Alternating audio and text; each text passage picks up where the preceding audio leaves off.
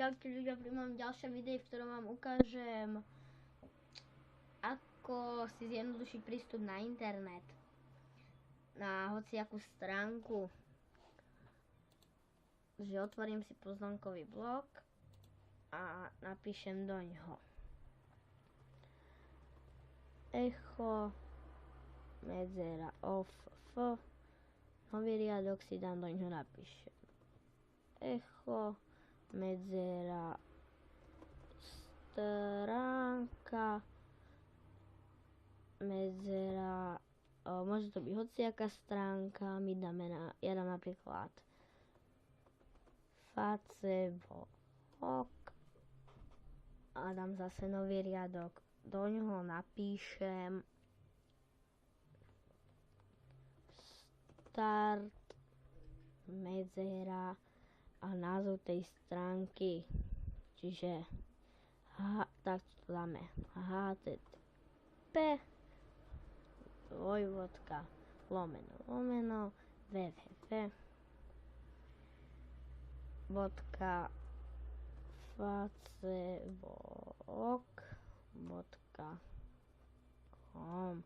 Ako som už hovoril, nemusí to byť len stránka Facebook, ale môže to byť aj hociaká iná stránka, ale vždycky musíte dať start http www.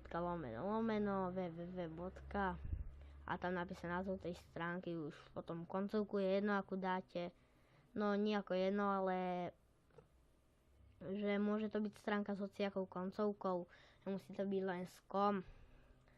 A vždycky ešte som zabudol, že na konci musí byť tiež lomeno. Teraz zase dáme nový riadok a doňho napíšeme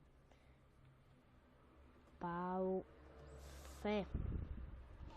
Teraz dáme zatvoriť a uložiť.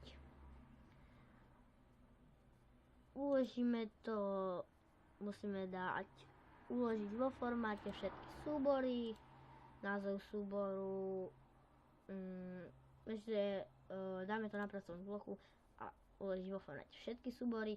Názov súboru môže byť hociaký, dajme tomu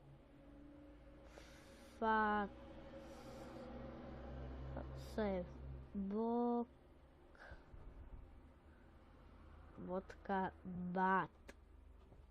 Dáme uložiť a tu nám to zobrazilo. Keď to otvoríme, to nám to vyskočí a hneď sa nám aj zobrazí stránka facebook.com. Keď vám to takto hneď nevyskočilo, tak keď vám zostal len tento príkazový riadok otvorený, tak kliknite enter, a keby ani vtedy, tak ešte raz kliknite enter, vtedy by to už vlastne malo naskočiť tá stránka. Takže ak sa vám video páčilo alebo vám pomohlo, tak pridajte like a ďakujem za pozornosť.